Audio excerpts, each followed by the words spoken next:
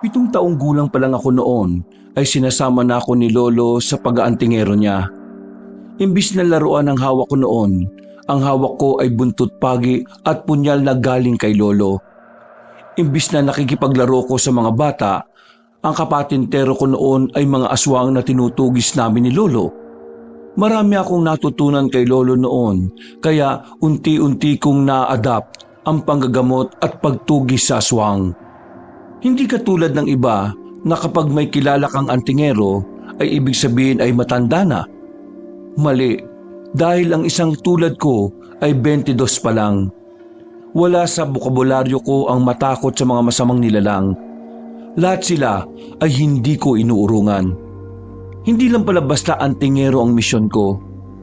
Marami akong kailangan ipaglaban at protektahan hanggang sa nakilala na lang ako bilang boy bangis ng Capiz.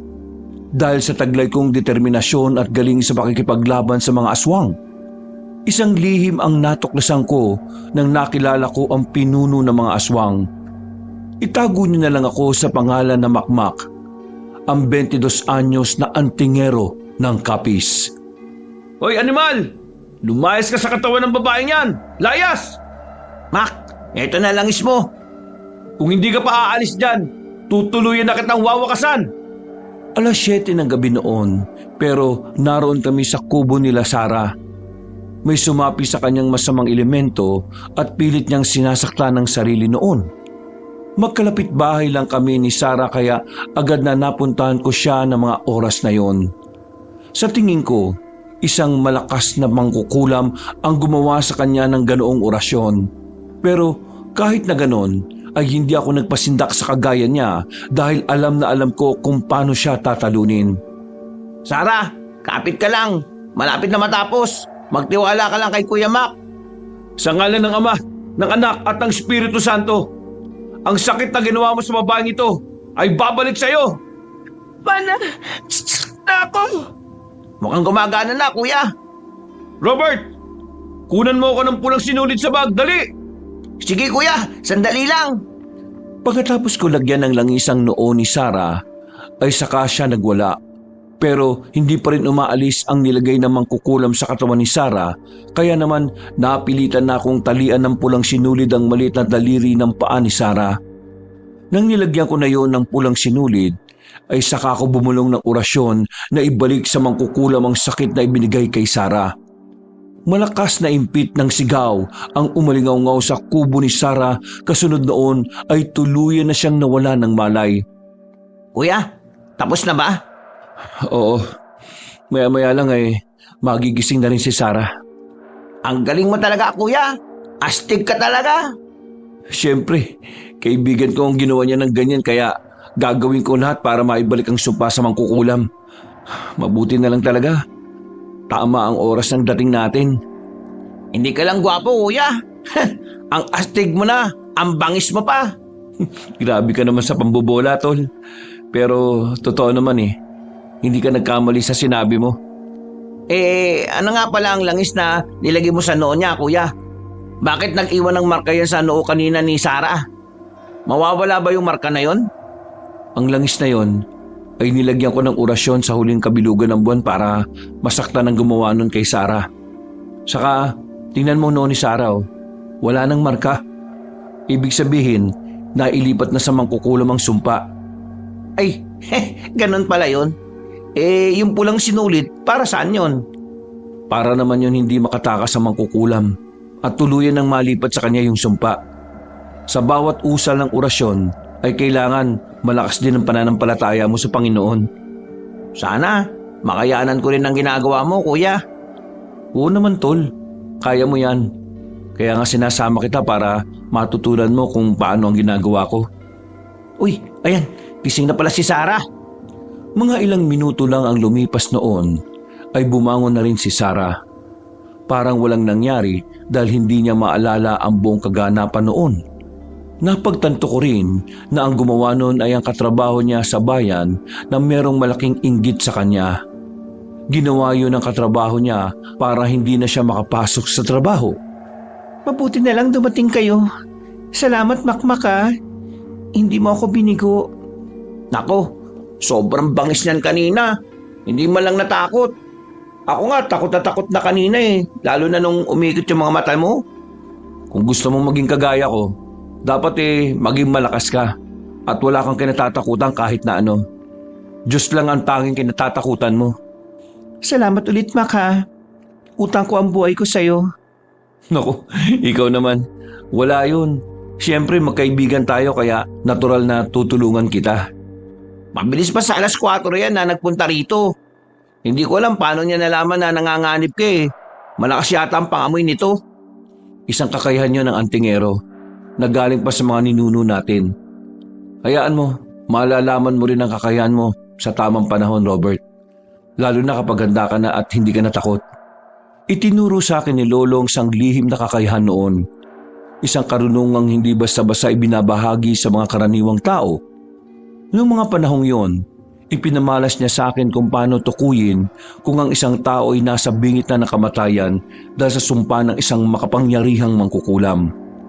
Isa ko sa kinatatakutan noon na bantay ng mga masamang nilalang sa baryo mapagmahal ng Capiz.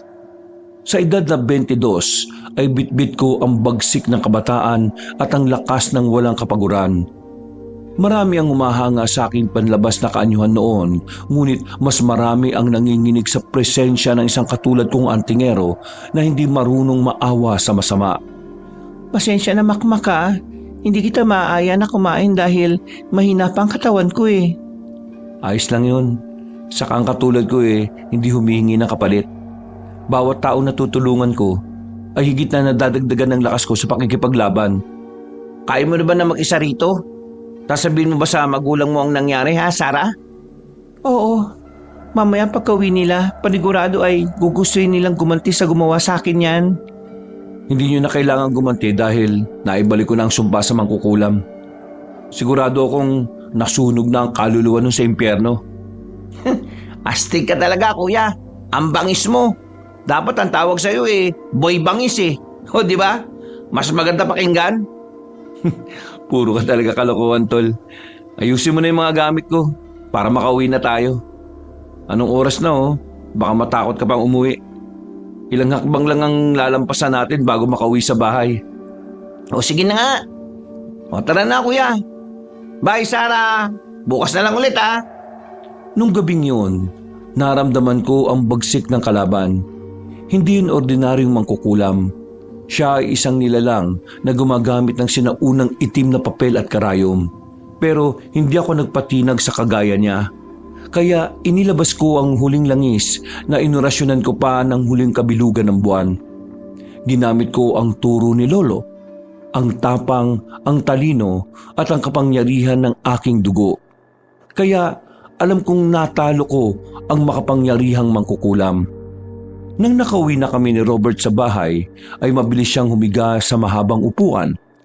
Alam ko hindi pa tapos ang gabing yon dahil hindi pa nauubos ang mga masamang nilalang sa lugar namin. Isang ingay ang narinig ko sa harap ng bintana namin. May humingi ng tulong at ang sanggol ni Aling Nena ay kinuha ng isang aswang. Uy, Robert! Gumising ka na dyan. May kailangan tayong gawin. Kuya, inaantok pa ako eh.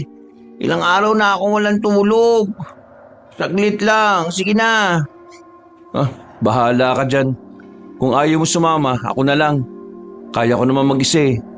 Ikaw, kaya mo ba mag-isa dyan? Malapit ko na makuha yung tulog ko eh. Kuya naman Sige na. Kumuha ka na ng 2 punyal sa bayong. Bakit kuya? Malakas ba kalaban natin? Oo, dahil kailangan din natin iligtas yung sanggol sa aswang. Ha? Sanggol? Saan? Ang bagong silang na sanggol ni Aling Nena, kinuha daw ng aswang. Kaya kailangan na nating umalis para mabilis nating mahanap kung saan niya dinala yung sanggol. Agad naman kaming umalis, dala-dala ang 20 punyal lamang at sapat na orasyon sa aking puso. Habang binabaybay namin ang masukal na gubat noon, ay may narinig kaming isang ngawa ng sanggol. Tiningnan namin sa itaas ng puno ng balete at naroon nga ang sanggol, bitbit ng isang manananggal. Hindi na muna kami nagpakita sa aswang dahil baka biglang umalis yun.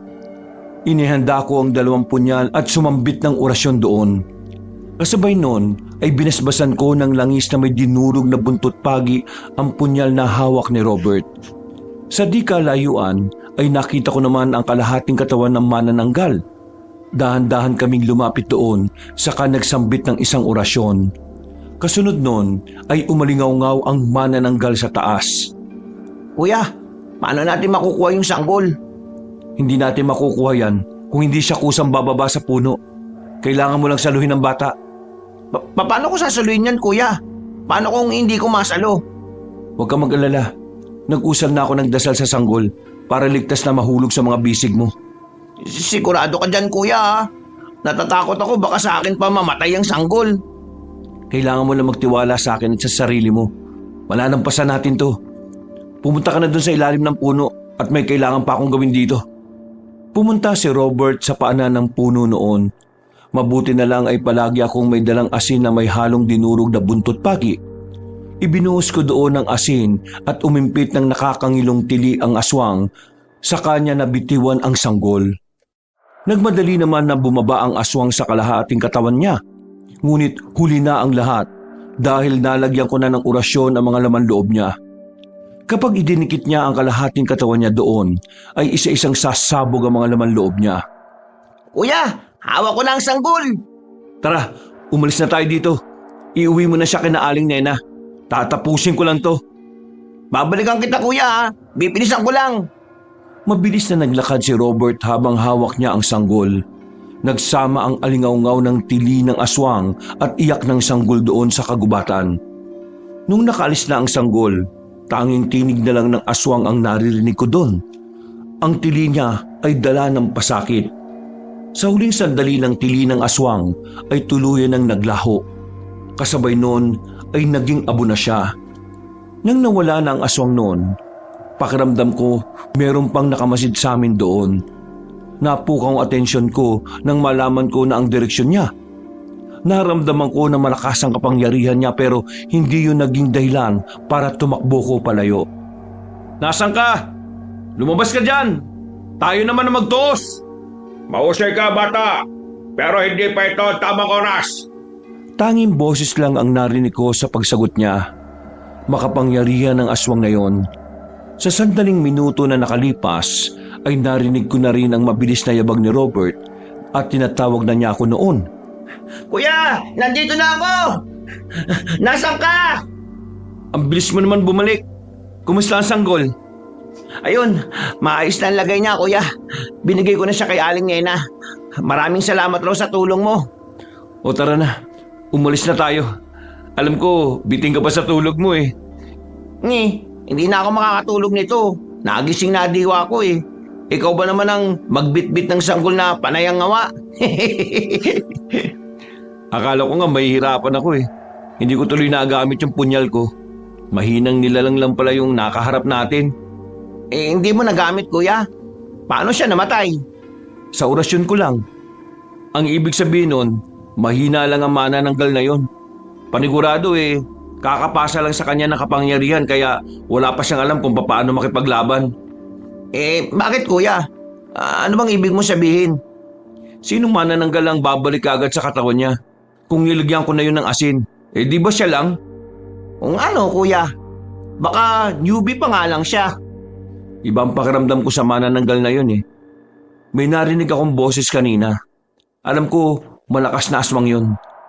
Pakiramdam ko, pinadala lang ang manananggal na yun para makita niya kung paano ako makipaglaban. Hindi kaya pinaghahandaan kang kalabanin nun? Posibleng gano'n na nga. 3:00 ng madaling araw nang kami nakauwi. Hindi pa rin nawala sa isipan ko noon ang nilalang na yon. Alam kong maaari pa kami magtagpo muli pero hindi ako nakaramdam ng anumang takot. Ang tanging nararamdaman ko lang noon ay ang init ng pananabik at ang kagustuhan kong tuluyan ng tapusin ng mga naghahasik ng lagim sa lugar namin. Kinabukasan, maaga pa rin akong gumising hindi dahil may aswang, kung hindi nakasanayan ko na yon. Pasado 7:00 ng umaga ay gumising na rin si Robert. Oh, tulala ka yata dyan. Ha? Nandiyan ka na pala. Ang aga mo namang gumising, tol. Oo, kuya. Naalimpungatan kasi ako tapos Nakita pa kitang tulala dyan. Bakit? May problema ba? Wala naman. May iniisip lang ako, tol. Tulad ng... Hindi naman kita nakikita ganyan na may malalim na iniisip eh. Ngayon lang kasi ako nakaamoy ng ganong klase ng aura. Anong ibig mo sabihin, kuya? Hindi ko mawari pero sigurado ako na pinuno yun ng mga aswang.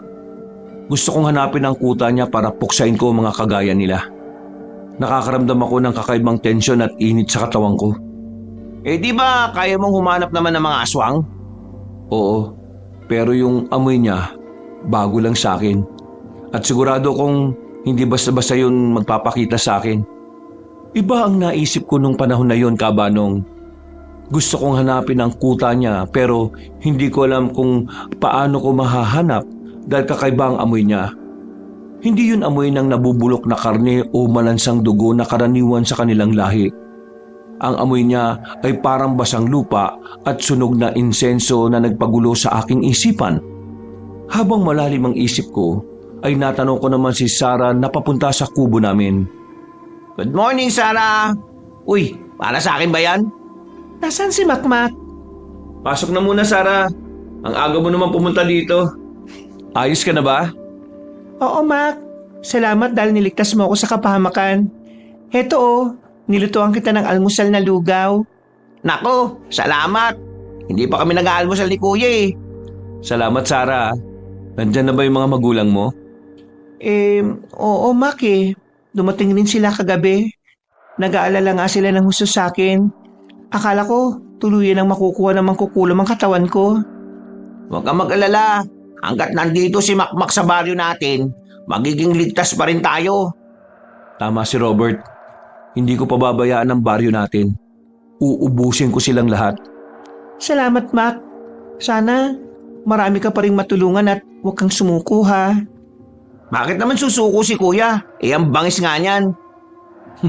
Ito talagang pinsan ko, ang daming alam. Tara na, kainin na natin tong dala ni Sarah. Sarah, dito ka na rin kumain at pagsaluhan natin to. Isang gabi, habang binabaybay ko ang gilid ng sapa sa gitna ng masukal na daan, biglang tumigil ang huni ng mga kuliglig. Ang hangin ay naging malakit at sa gitna ng isang makapal na hamog, isang figura ang dahan-dahang nabuo sa ilalim ng matandang puno ng balete. Hindi ako nakagalaw at doon ko nakaharap ang hinahanap kong nilalang simula pa kagabi. Yun nga ang pinuno ng mga aswang. Sa unang tingin ay hindi siya mukhang halimaw. Ang suot niyang anyo ay isang matikas at matipunong lalaki. Ngunit ang kanyang mga mata ay parang dalawang baga na nagbabaga sa dilim.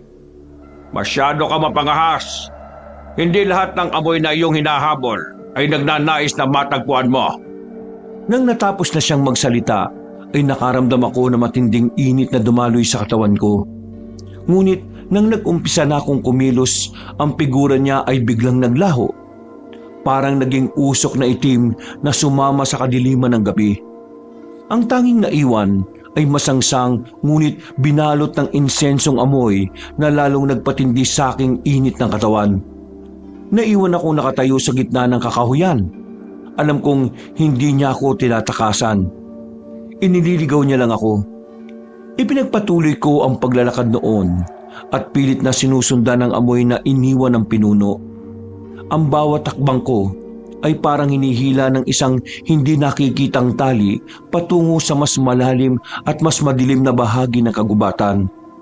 Hanggang sa nakita ko si Sarah na nakatayo sa gilid ng puno kaya tinapi ko siya.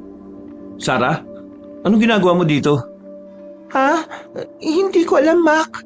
Nagising na lang ako na nakarating na ako dito at naglilibot-libot na ako pero hindi ako makabalik sa bahay. Kaya nandito ako sa puno para magpahinga.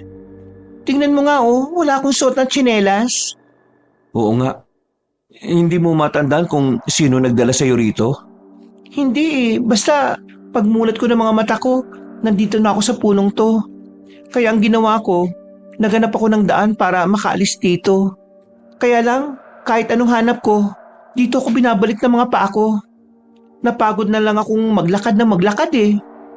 Teka, sandali lang. Titingnan ko lang ang katawan mo at baka may bakas dyan. katawan ko? Ay, oo nga pala. Hindi naman kita pinaguhubad. Ang ibig kong sabihin, titingnan ko yung paa mo at braso. Akala ko wala naman akong anumang galos. O sige, sumama ka na muna sa akin. May hinala lang ako. Huwag kang aalis sa tabi ko ha. Oo, Mac. Mabuti na lang nakita kita dito. Kanina pa ako takot na takot eh. Habang lumalalim ang gabi noon, ang amoy ng sunog na insenso ay naging mas matapang. Na para bang dinala ako sa lugar ng kabilang mundo. Habang nasa gilid ko si Sarah, ay bakas sa mukha niya ang takot at pagkalito. Dinala ko ng amoy sa tuktok ng isang maburol na bahagi at sumulpot doon ang anyo na hindi ko inaasahan. Kuya Mac, nasan tayo? Bakit parang ngayon ako nakapunta sa ganitong lugar? Huwag kang lalayo sa akin ha. Hindi lahat ng nakikita mo'y totoo. Ha? Anong ibig mo sabihin, Mac? Hindi mo maintindihan kaya huwag ka nang lumayo sa tabi ko. Isang lumang katedral na yari sa makapal na kahoy ang nakatayo sa gitna ng burol. Ang mga pader noon ay balot ng mga baging at lumot. Ang malaking krus sa tuktok ay nakatagilid na. Dahan-dahan kong itinulak ang mabigat na pinto. Umalingaw-ngaw ang kalansing ng bakal sa buong paligid. Sa loob ay imbis na santo ang bumungad sa amin, ang nakita namin ay estatwang walang mukha na nakahilerang parang nagdarasal. Mac, natatakot ako sa lugar na ito. Tara na, umuwi na tayo. Huwag kang mag-alala, kasama mo ko. Kailangan ko mahanap yung nilalang na hinahanap ko. Nilalang? Anong ibig mo sabihin?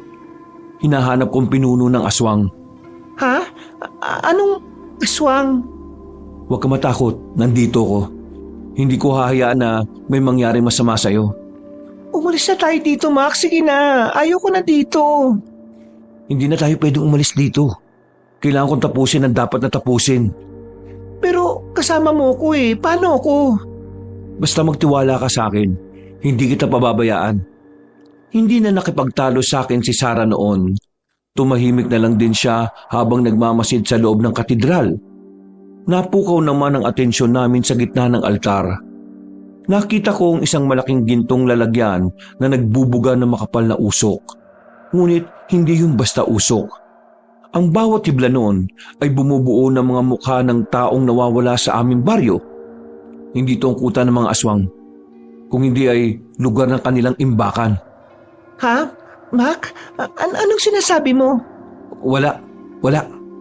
Napagtanto ko na ang kakaibang amoy ng pinuno ay ang amoy ng kamatayan na binalot sa kabanalan. Napansin ko naman doon ang isang lagusan na pababa sa lupa kung saan nanggagaling ang mahinang kaskas ng mga kuko at bulong na hindi ko maintindihan. Hindi ko na hinintay na madaig ng takot. Alam kong yun na ang pagkakataon para mahanap ko ang pinuno.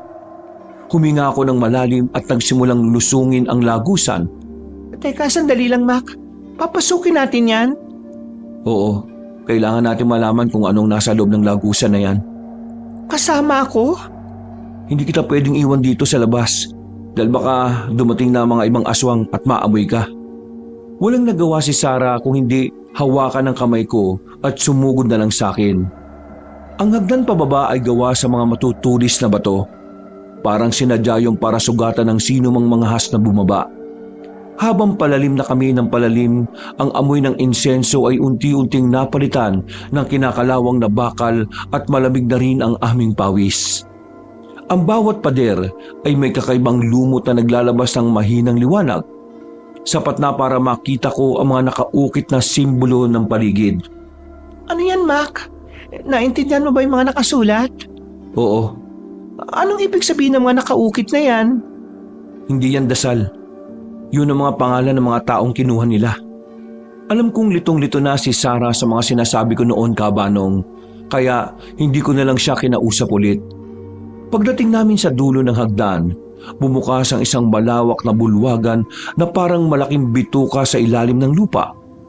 Tanging tunog lang ng tubig at ang kaskas na mga kuko ang narinig namin. Sa gitna ng bulwagan ay nakita ko ang mga aswang na nasa gitna ng kakaibang anyo ng pagkakatulog. Nakabitin sila sa kisame na parang paniki. Mac, may nakaupo dun sa loob ng silid. Siya nga. Sinong siya? Siya ang hinahanap ko, Sarah. Ang pinuno ng mga aswang. Ha? Bakit? Paanong aswang? Bakit katulad natin siya? Malakas ang kapangyarihan niya. Kayang-kaya niya na mag-anyong tao. Sa loob ng silid, nakita namin ang pinuno na nakaupo sa kanyang silya na yari sa mga buto. Nakatingin lang siya sa amin at parang gusto niya kaming papasukin. Dumating ka rin. Akala mo ba'y ikaw ang naghahanap sa amin? Kami ang umila sa iyo rito gamit ang amoy na iyong kinahuhumalikan. Alam ko, pero bakit isinama mo si Sarah dito? Dahil alam kong hindi mo siya pababayaan mag-isa sa gubat. Tama, di ba? Anong ginawa mo sa kanya? Wala akong ginawa sa kanya at hindi ko siya sinaktan. Paano ka nagiging anyong tao? Katulad din kita, Makmak. Pero ang pinagkaiba natin ay pinili ko ang madilim na landas. Antingero ka rin? Noon, dati, isang kagaya mo rin ako. Hindi ka ba nagtataka sa marka sa iyong kamay? Alam ko ito. Nasa lahi namin ng antingero ang merong ganito. Tulad ba nito? Ha? Paano ka nagkaroon yan? Tulad nga ng sinabi ko sa iyo, katulad mo rin ako. Hindi ko maintindihan kung paano siya naging aswang at paano siya naging antingero. Ang init na nararamdaman ko ay biglang nawala. Napaigpit ang hawak ko sa kamay ni Sarah na dahilan para tanggalin niya ang kamay niya sa akin. Alam kong puno ka ng tanong sa isipan mo. Malalaman mo rin ang lahat sa tamang panahon. Bakit hindi mo pa sabihin ngayon? Hindi pa ito ang tamang oras para malaman mo. Sa sobrang inis ko sa kausap ko, ay hinawakan kong muli ang kamay ni Sarah at pumasok sa silid. Nakita kong nakangisi ang pinuno habang nakatingin sa akin. Nang nasa loob na kami, ay dahan-dahang nag-iba ang paligid. Hanggang sa lumiwanag ang lugar at nakita ko na lang ang sarili ko na nasa loob ng kwarto habang hawak ko ang kamay ni Sarah. Bigla namang bumukas ang pinto ng kwarto. Oops! Sorry! Hindi ko alam na nandito ka pala, Sarah. Ha? Ayos lang. Bakit pumasok ka dito? May narinig kasi akong malakas na lagabog sa kwarto mo eh. Akala ko ano na nangyayari sa'yo. Pero mukhang may nangyari nga.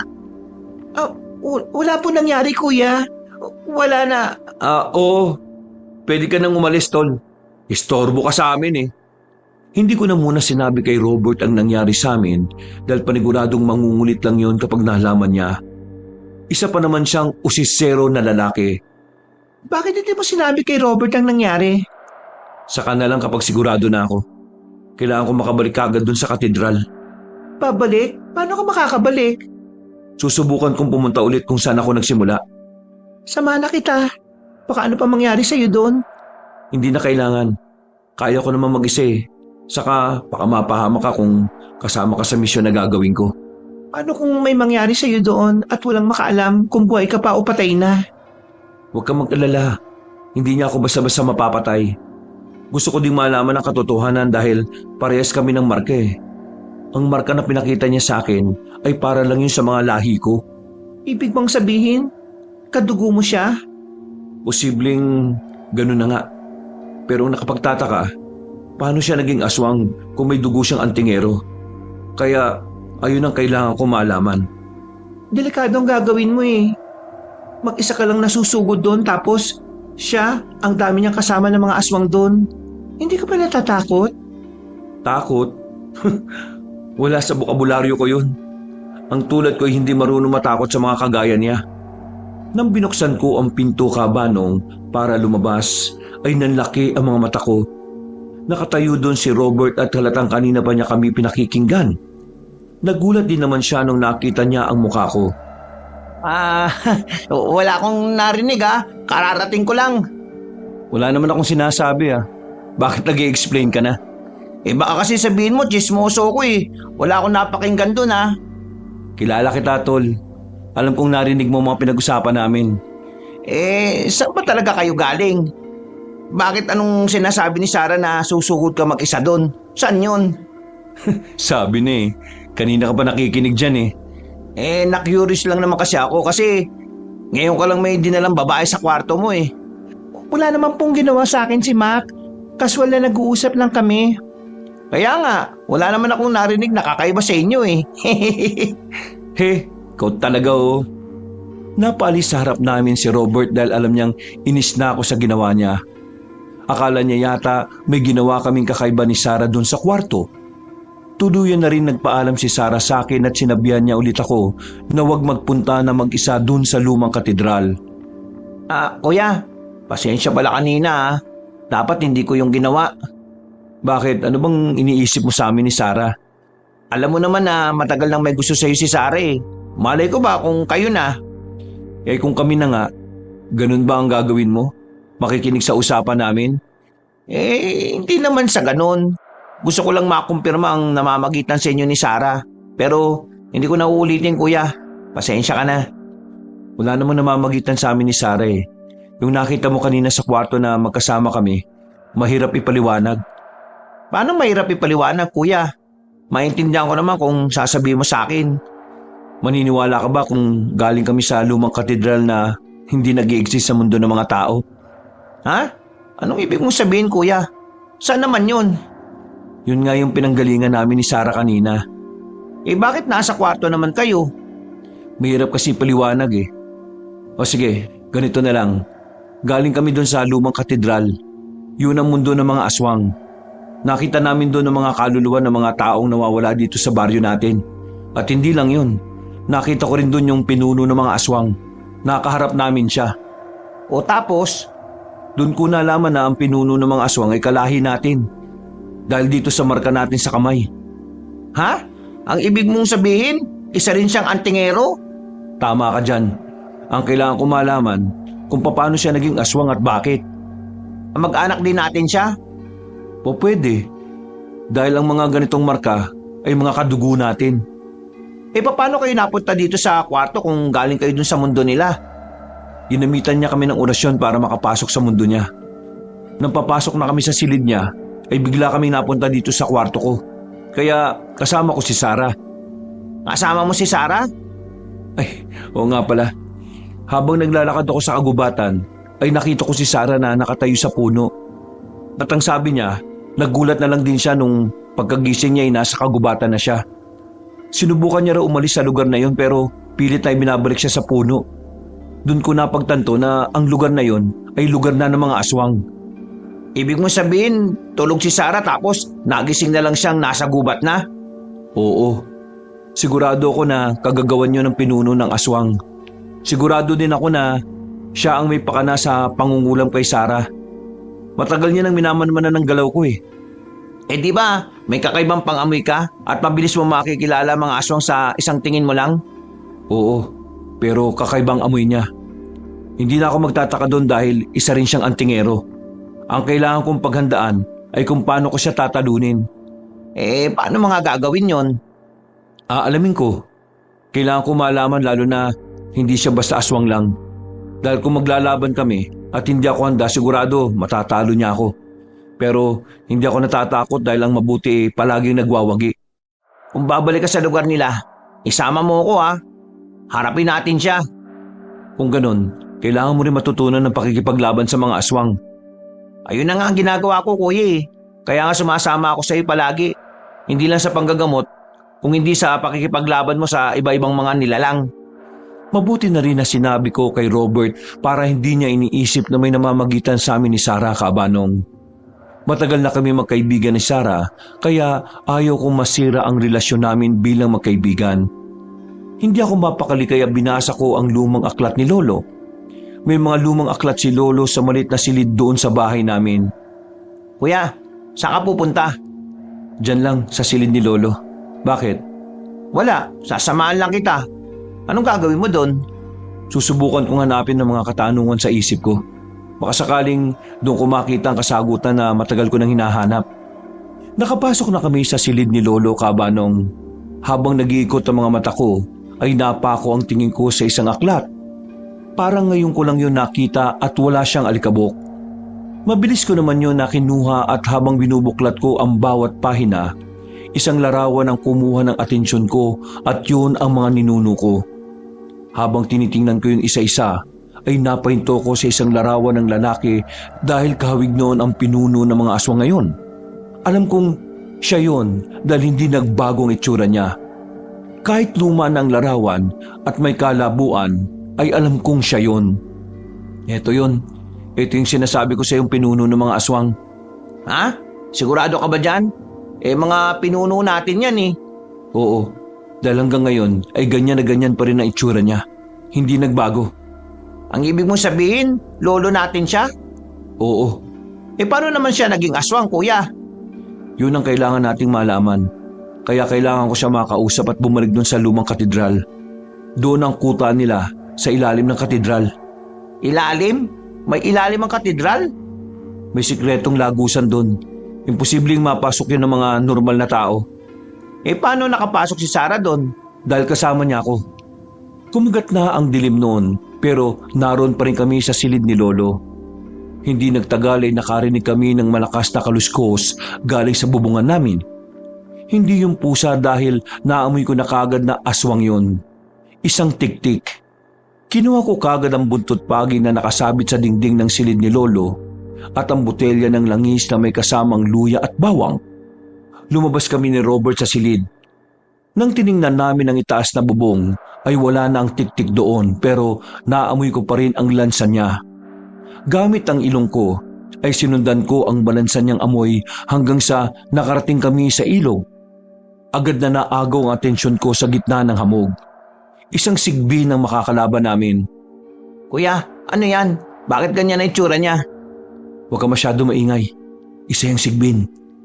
Kaya mo ba makipaglaban? Anong dala-dala mo? Wala, kuya eh. Hindi na ako nakapagdala ng kahit na ano. Hayaan mo na. Diyan ka na lang muna sa likuran ko. At ako nang tatapos sa kanya. Ang itsura ng sigbin na nakita namin ay parang asong payat na baliktad ang tuhod. Mahabang tenga na nakatakip sa kanyang muka at mga matang tila uling na nagbabaga. Alam ko, panganib ang dala nun. Dahil hindi lang yun mabilis, kung hindi isa ring mapanlin lang na nilalang. Robert, huwag kang lalayo sa ilog ah. Diyan ka lang sa gilid ng puno magtago. Kahit na ano mangyari, huwag kang lalabas dahil babalikan kita. Mabilis naman akong gumuhit ng linya sa kinatatayuan ni Robert noon at nilagyan ko ng proteksyon. Inilagay ko rin ang botelya ng langis at ipinahid ko sa palad at sa dulo ng buntot pagi. Sumugod naman ang sigbin sa pwesto ko.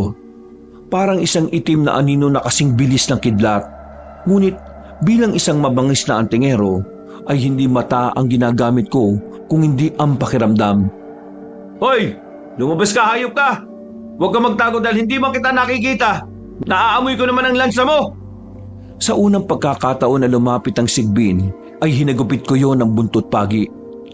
Ang bawat tama ng buntot pagi ay naglabas ng tunog na parang kuryente. Dahil na rin ang ganong klaseng armas ay kinatatakutan ng mga aswang. Umalingaw-ngaw naman ang sigbin ng isang matinis na hiyaw. Habang umiikot ang nilalang, nagsimula na akong bumigkas ng lihim na orasyon mula pa sa aklat ni Lolo. Ang hangin sa paligid namin noon ay biglang uminit at ang hamog ay nagsimula na maglaho. Nang muling sumugod ang sigbin upang sakmalin na ako sa liig, ay hindi ako umiwas. Sa halip ay hinawakan ko ang mainit at mabalahibong liig niya, saka ko ibinuhos ang natitirang langis sa kanyang katawan. Napaso naman ang kanyang balat na parang asido ang binuhos ko sa kanya. Bago pa man tuluyang naglaho ang sigbin sa kadiliman, may narinig akong boses na parang nag-transfer lang sa utak ko. Hindi yun ungol, kung hindi galing mismo sa pamilyar na boses. Pagbangis ka nga, Apo. Pero hindi mo pa rin ako matatalo. Hindi ko hahayaan na isang tulad mo ang makakatalo sa akin. Napahinto ko nang marinig ko yun. Tuluyan nang naglaho ang sigbin sa lugar niya at kinain na ng itim na usok. Mula sa pwesto niya ay may nahulog na lumang barya. Nang pulutin ko yon ay nakita ko na ang marka sa barya ay katulad ng marka sa aking kamay. Doon ko napagtanto na ang sigbin ay hindi lang basta ligaw na aswang. Ginamit siyang mensahe ng isang pinuno ng aswang para malaman ko ang katotohanan. Kuya, boss na ba? Hindi pa tapos. Tumayo ka na dyan at kailangan natin bumalik sa silid ni Lolo. Pagpasok namin sa silid ni Lolo ay agad kaming nagtungo sa sulok kung saan nakatago ang isang mabigat na kaban na gawa sa kahoy. Yun ang kabang maigpit na ipinagbabawal ni Lolo na buksan ko nung bata pa ako. Sigurado ka kuya, bubuksan mo na ito? Kailangan natin malaman ang katotohanan. Gamit ang isang orasyon na natutunan ko noon sa lumang aklat, ay marahang kong hinawakan ng kandado at sa isang iglap ay bumukas naman yun at bumungad ang amoy na lumang papel at tuyong damo. Sa loob noon ay nakita ko pa ang mga ibang larawan. Isang litrato ni Lolo noong kabataan niya na may kaakbay pa na isang lalaki. Yun ang pinuno ng mga aswang. Tiningnan ko ang likuran ng larawan at may nakasulat doon. Ang pangalan niya pala Pilo. Oo, totoo ngang kadugo natin siya. Mukhang pinsan siya ni Lolo. Kaya lolo din natin siya. Pero paano kaya siya naging aswang? Habang naghahanap ako ng kasagutan noon, ay napako ang atensyon ko sa isang larawan. Larawan ni Lolo noong kabataan niya na may hawak kamay na babae. Pero hindi yun ang lola ko. Sino yung ka-holding hands ni Lolo? Baka dati niyang kasintahan. Itong pangalan ng babae, Liza. Tapos may nakasulat na mahal. Ang sweet naman ni Lolo. May paganyan pa sa larawan. Tingnan mo ito. May litrato silang tatlo na magkakasama. Mukhang pinakilala niya yung babae sa pamilya nila.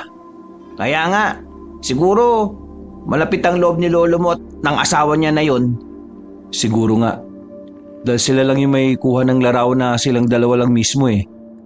Habang naghahalongkat pa ako noon, ay napako ang atensyon ko sa isang larawan. Ang larawan na yon ay isang kambal na ahas.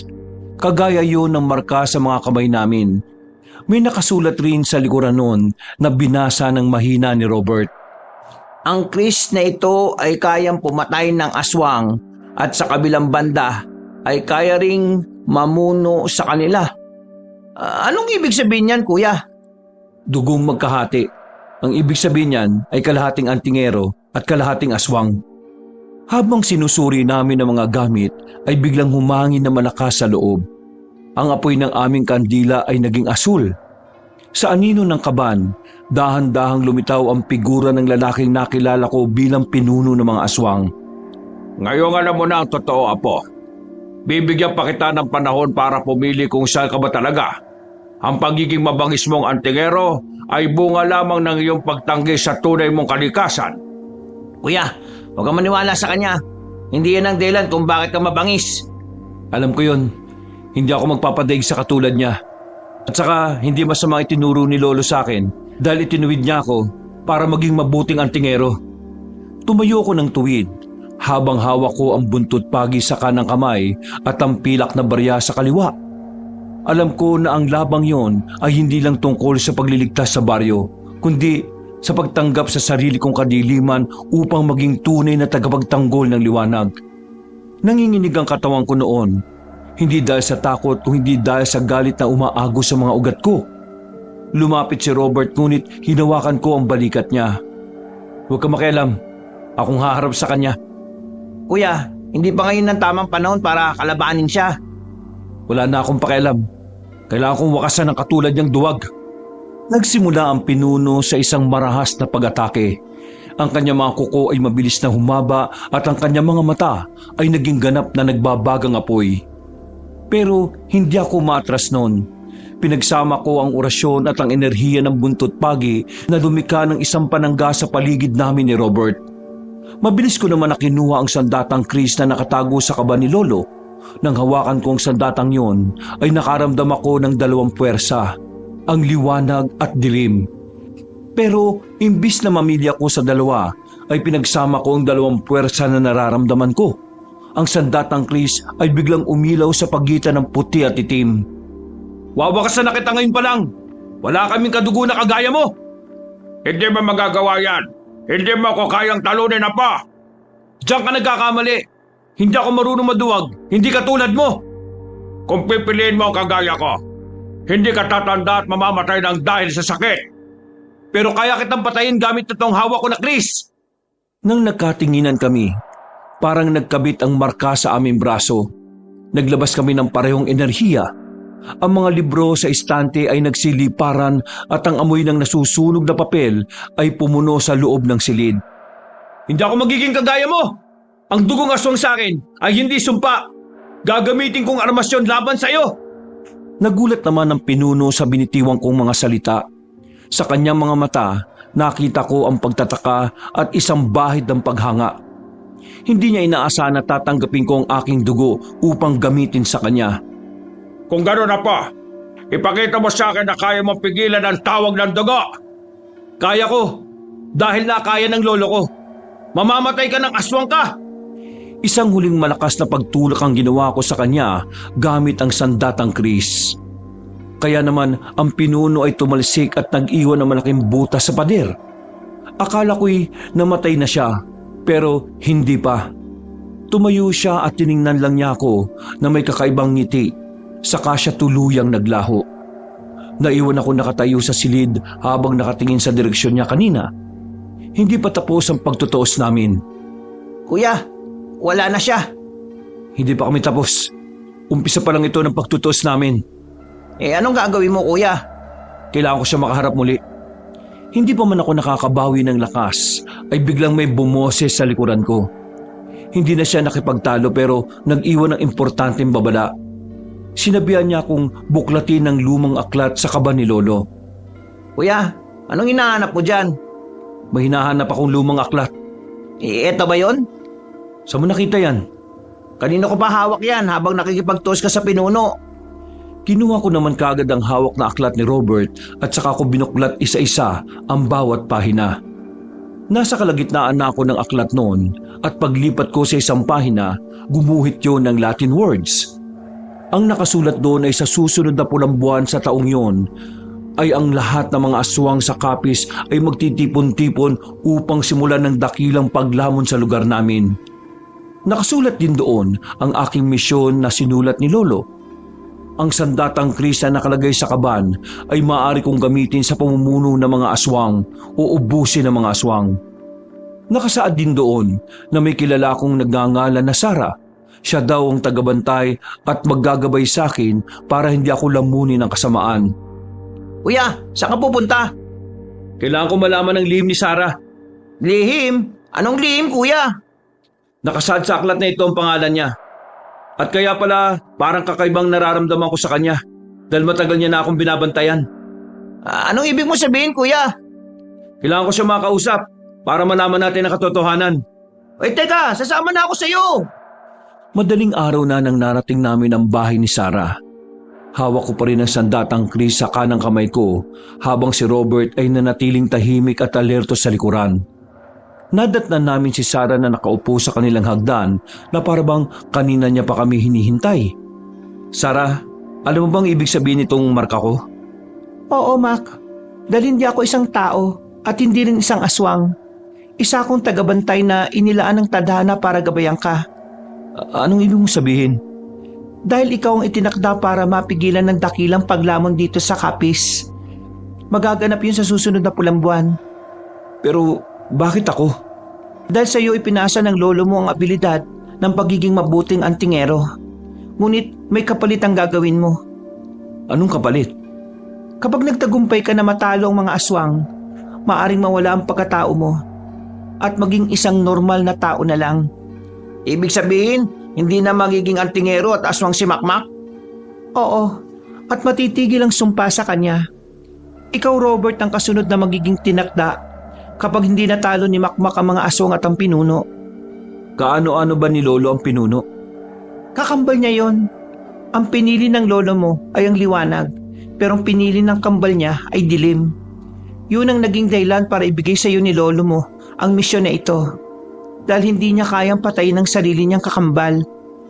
Ako, lolo ko din ang pinuno ah. Kaya may taglay kang walang kinatatakutan dahil yan sa lolo mo. Sinanay kanyang maigi para matalo mo ang kampo ng kadiliman. Ikaw ang magiging sagot ng mga tao dito sa baryo natin. Huwag kang mag-alala. Hindi ka mag-iisa na harapin ang lahat ng yon. Sa ilalim ng malabong liwanag ng buwan, dinala ko ni Sarah sa isang tagong talon sa paanan ng bundok.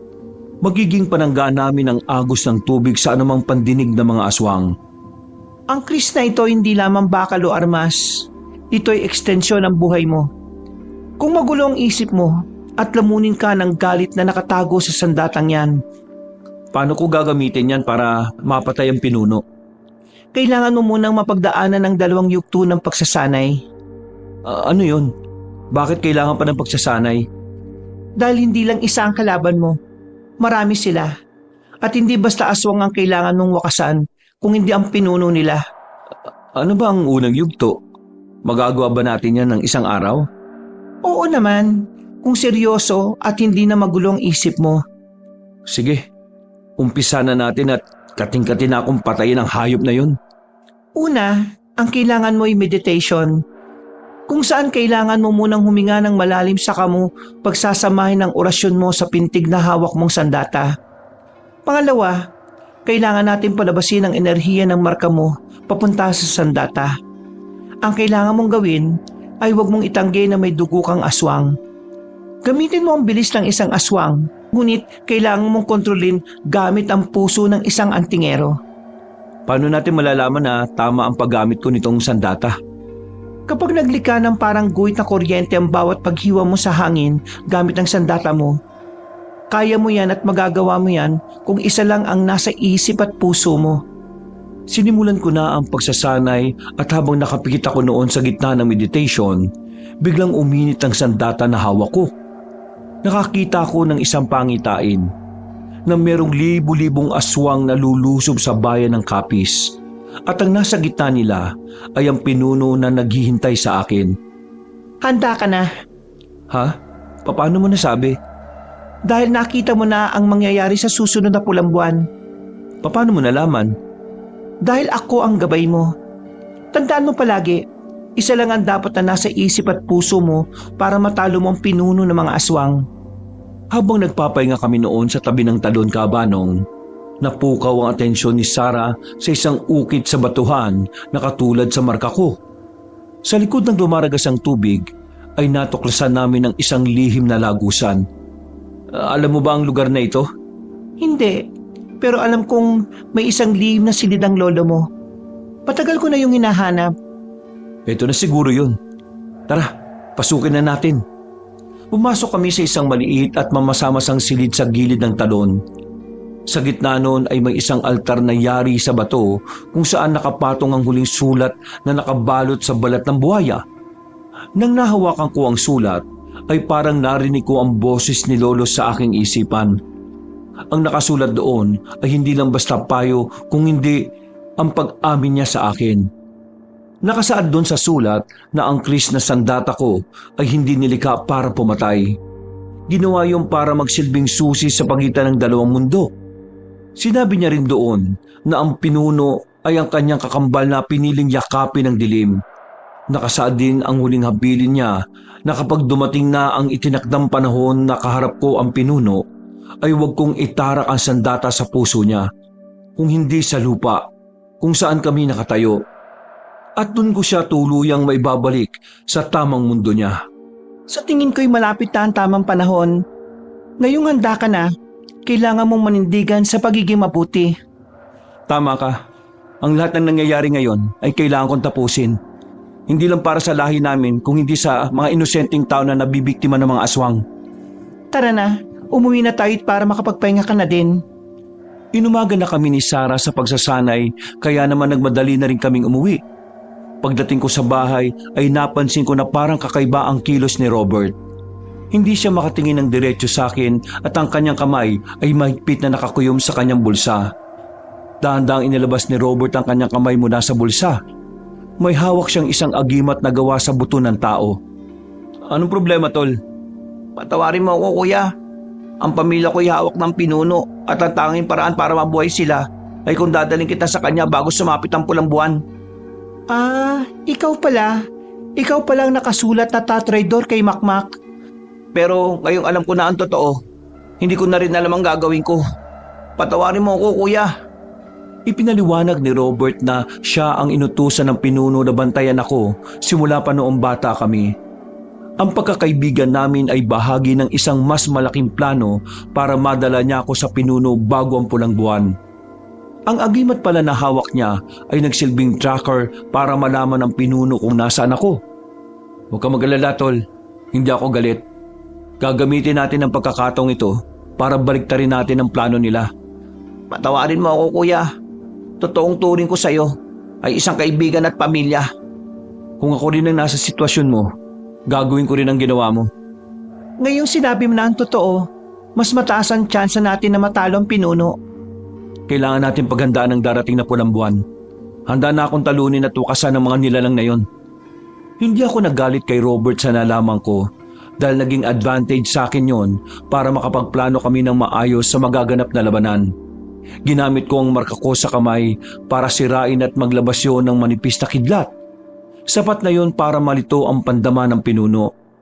Sarah, ihanda mo ang kapangyarihan mo bilang tagabantay Patagal na ako nakanda. Robert, magbibigay ka ng signal sa pinuno at sabihin mo na susuko ko pero kailangan dalhin niya kami sa mismong lugar kung nasaan ang pamilya mo. Salamat, kuya. Gagawin ko kagad yan. Doon ko napagtanto noon na ang pagiging mabangis na antingero ay hindi lamang tungkol sa pakikipaglaban sa mga halimaw, kundi sa pag-unawa sa kahinaan ng tao at paggamit noon bilang lakas. Isang araw ang lumipas noon at makikita na ni Robert ang pamilya niya dahil sigurado ako sa sarili ko na magiging ligtas ang pagsalakay namin doon. Gamit ang impormasyon mula kay Robert ay tinuntun namin ang kuta ng mga aswang sa isang abandonadong sementeryo sa tuktok ng Burol. Huwag kang mag-alala, tol. Ililigtas ko ang pamilya mo. Oo, kuya. May tiwala naman ako sa iyo eh. Ano? Tara na ba? Sigurado ka na ba sa sementeryo talaga ang kuta nila? Oo, kuya. Dahil yun ang lugar na sinabi ni Pinuno. Mac, handa ka na ba? Alam mo na ba ang gagawin mo? Oo, handang-handa na ako. Kailangan matapos ko ngayong araw ang paghasik ng dilim. Gawin mo, Mac, dahil ilang gabi na lang. Magiging pula na ang buwan. Kailangan natin mapigilan ang masamang plano nila sa bayan natin. Hindi lang dito sa baryo natin kundi sa buong bayan ng Capiz. Sigurado ako matatalo ko siya. Maniwala at magtiwala lang kayo sa akin. Nang narating na namin ang sementeryo, ay nakita namin ang pamilya ni Robert na nakagapos sa gitna ng isang bilog na kandila. Sa paligid nila ay may dose-dosenang nakaabang na mga aswang. Tanging mga mata lang nila na nagliliyab ang makikita mula sa dilim. Nilibot ko ang paligid ngunit hindi ko nakita ang pinuno. Isa-isa nang nagsisinghalan ang mga aswang sa amin. Robert, hawakan mo na maigi ang itak. Ang langis na pinadala ko sa'yo, dala mo ba? Oo, kuya. Dala-dala ko. Bigyan mo ako ng isang langis. Ang kailangan mong gawin ay dampian ng langis ang hawak mong itak. Nang sa ganun isang hiwa mo lang sa kanila, tuluyan silang babalik sa impyerno. Sige, kuya. Kuya, hindi mo nakita yung pinuno dito? Malamang nakatunog yan na ililigtas natin ang pamilya mo. Hindi ko sinabi, kuya. Alam ko naman yun. Isang malakas na aswang ang pinuno na yon at hindi yung basta-basta tatapak dito nang hindi siya sigurado. Maganda ka, Mac. Panigurado ay gagawin niyang pain ng pamilya ni Robert para tuluyang ka na niyang makuha. Hindi mangyayari yon. Siya ang gagawin kong pulbos na lang. Napuno ng init ang katawan ko nang isa-isang lumabas ang mga aswang at sumugod sa amin. Tanging ang sandata na hawak ko ay ang sandatang kris ni Lolo at buntot ng pagi na may bakas ng langis na gawa sa bawang at luya. Sa bawat hampas ko ay nanaig ang galit na nararamdaman ko ng mga oras na yon. Isa lang ang nasa isip ko, ang tapusin ang lahat na masasamang nilalang sa mundo. Malapit na ako sa lugar kung saan nakagapos ang pamilya ni Robert. Sa isang kumpas ng aking sandata ay gumawa yon ng isang malakas na shockwave para mapatalsik ang mga aswang na nakapalibot sa pamilya ni Robert. Robert, puntahan mo ang pamilya mo at isa-isa mong kalagan. Ako nang bahala dito sa mga aswang. Salamat, kuya. Sarah, sa likuran mo! Nakita ko sa likuran ni Sarah ang isang anino ng aswang na palapit sa kanya. Agad naman akong tumakbo ng mabilis sa kanya at tinagupit ko ng malakas gamit ang hawak kong buntot ng pagi. Sa kabilang banda ay narinig ko ang isang matinis na sigaw ng aswang na ang tunog noon ay sakit at paghihirap. Salamat. Mama, Papa, tara na. Iuwi ko na kayo. Umalis ka dyan, Robert. Hindi yan ang pamilya mo. Habang yakap ni Robert ang kanyang mama ay biglang humaba ang mga kukunon at unti-unting nagbago ang kanilang anyo. Naging isang halimaw. Hindi nga ako nagkamali nun. Patibong pala yun para mapakita niya sa akin kung gaano siya kalakas. Pero kahit na alam kong patibong lang yon, ay hindi ako nagpadala sa pagkadismaya. Gumawa ulit ako ng kumpas para tumalisik ang mga nagpanggap na pamilya ni Robert. Ayos ka lang, Tol? Ayos lang ako, kuya. Walang yayang pinuno na yan, ah. Kailangan muna natin tapusin ang mga aswang dito para mahanap natin kung saan niya tinagong pamilya mo. Galit na sumugod si Robert sa mga aswang na nagpanggap na pamilya niya. Sa lakas ng bawat atake niya ay natalo niya ang lahat ng aswang na nagpanggap. Napaluhod naman siya habang umiiyak. Halata sa mga mata niya ang pulang nagliliyab sa galit. Paano na ang pamilya ko, kuya? Huwag kang mag-alala, mahahanap din natin sila. Hindi pa tayo tapos, Mac. Kailangan na natin silang tapusin. Mahigit 100 ng aswang pa ang natira doon sa sementeryo na nakahandang sakmaling kami. Inilabas ko ang sandatang Chris para ikumpas sa kanila, kaya gumawa yun ng malaking shockwave na may kasamang kidlat. Isa-isa naman tumilapon ng mga aswang at saka tuluyang naging abo. Ngayon tapos na tayo sa pakikipaglaban. Kailangan natin maging handa sa darating na pulang buwan. Ilang gabi na lang, dadanak na ang dugo dito sa bayan natin. Handa na ako lumaban at wakasan ng halimaw na yon. Paano ko makikita ang pamilya ko? Kailangan natin mahanap ang pamilya ko bago ang pulang buwan. Dahil gagawin nilang alay ang pamilya ko kung hindi natin sila mahahanap. Huwag kang mag-alala, mahahanap din natin sila, Tol. Meron ka bang gamit ng pamilya mo? Meron akong family picture lang namin. Ayos na yan. Meron ba kayong mapa ng copies? Meron ng lolo ko, nasa silid niya. Susubukan kong gawa ng paraan kung paano natin malalaman ang lokasyon ng pamilya mo. Tara na, umuwi na tayo sa bahay niyo para maumpisa na ang paghahanap. Ilang oras lang ang lumipas noon ay nakarating na rin kami sa bahay. Wala nang humarang pa sa amin na masamang nilalang kaya mabilis kaming nakauwi. Nagmadali naman si Robert na pumasok sa silid ni Lolo. Kahit nagulugulo ang silid ni Lolo ay ipinagwalang bahala na namin yon. Kinuha agad ni Robert sa loob ng kaban ang lumang mapa ng copies. Doon tayo sa mahabang mesa. Dalhin niyo ang mapa doon at ilapag. Bakit? Anong gagawin mo? Itatrack natin ang pamilya mo gamit ang dugo mo. Kaya mo bang gawin yon? Ano ka ba talaga? Isa akong tagabantay mo at kalahating witch. Mangkukulam ka? Oo, pero hindi ako masama. Isa akong kakampi ng lolo mo. Kaya huwag ka mag-alala. Hindi ko kayo sasaktan. Bakit ngayon mo lang sinabi? Dahil alam kong hindi niyo ako pagkakatiwalaan. Pero ngayon na alam niyo na ang lahat, kailangan niyo lang magtiwala sa akin. Kung isa ka mangkukulam, paano mo ipapaliwanag ang nakaraang nangyari sa'yo na kinulam ka? Ang nangyari sa akin noon ay pakana ng lolo mo. Sinabihan niya akong gumamit ng malakas na pangkulam para linlangin ko kayo. Linlangin? Bakit? Akala ko ba tagabantay kita? Dahil kailangan ko munang kunin ang tiwala mo para matupad ang plano ni lolo mo. Plano na tapusin ang pinuno na kanyang kapatid. Nang makarating na kami sa mahabang mesa, ay nilatag naman ni Sarah ang lumang mapa ng copies. Sabay kinuha niya ang sandata kong Chris at kinuha ang palad ni Robert. Itinapat niya ang palad ni Robert sa kanya hiniwa yon. Ikinuyom ni Robert ang kanyang kamay para tumulo ang dugo niya sa mapa. Mga ilang sandali lang ay bumulong si Sarah ng isang orasyon at dahan-dahang gumalaw ang dugo ni Robert at dumako sa isang bundok na may kataasan. Anong ibig sabihin yan? Nandyan sa bundok ang pamilya mo. Paano ka nakakasigurong tama ang lokasyon yan? Dahil ang dugo mong lumakad papunta sa bundok at hindi nagkalat. Pansin mo bang buo ang dugo kung nasaan ang lokasyon ng pamilya mo? Kung ganon, kailangan na natin magmadali at puntahan na natin ang lugar na yan. Magtiwala ka lang sa akin. Hindi ako kalaban. Kakampi niyo ako. Nagtungo na kami sa masukal na kagubatan kabanong. Nakakasiguro kung maraming mga aswang ang nakaabang sa amin doon. Ang bawat kaluskos ng tuyong dahon ay tila babala at ang amoy ng malansang dugo ay humahalo sa malamig na simoy ng hangin. Hanggang sa narating na namin ang bundok kung saan sila dinala. May nakita kaming kuweba na parang may kakaibang aura. Biglang tumahimik ang paligid at tuminto ang mga huni ng kuliglig. Dito na yata ang lugar kung saan dinala ang pamilya mo, Robert. Masukin na natin. Kailangan na nating iligtas ang pamilya ko.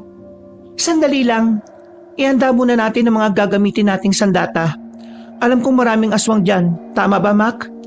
Oo, naamoy ko na ang malansang amoy nila. Hindi lang isa, kung hindi kumpulan sila dyan sa madilim na kuweba. Inihanda namin ang mga sandata naming panlaban sa mga aswang. Ang sandatang gagamitin ko ay ang Chris na galing sa lolo ko. Kay Sarah ay ang buntot ng pagi at ang kay Robert ay ang 2 punyal na hinasa ko pa sa nakaraang kabilugan ng buwan. Meron din kaming tag-isang botelya ng langis na may dinurog na buntot pagi. Dahan-dahan kaming pumasok sa madilim at maliit na kuweba. Malayo pa lang kami sa dulo ay ramdam ko na ang aura ng mga aswang. Nang narinig ni Robert ang mahinang iyak ng kanyang kapatid, ay mabilis siyang tumakbo patungo doon. Robert, hintayin mo kami. Hindi mo sila kayang lahat. Huwag kang mag-iingay dahil nandyan lang sila sa paligid at nagtatago sa dilim. Bumalik ka dito, Tol. Ililigtas natin ang pamilya mo. Kapatid ko yun eh. Baka ano na nangyari sa kanya? Hindi na nakapaghintay si Robert noon, kaya mabilis siyang tumakbo patungo sa mahinang iyak ng kanyang kapatid. Sinundan na lang din namin si Robert dahil hindi ko rin hahayaan na may mangyaring masama sa kanya.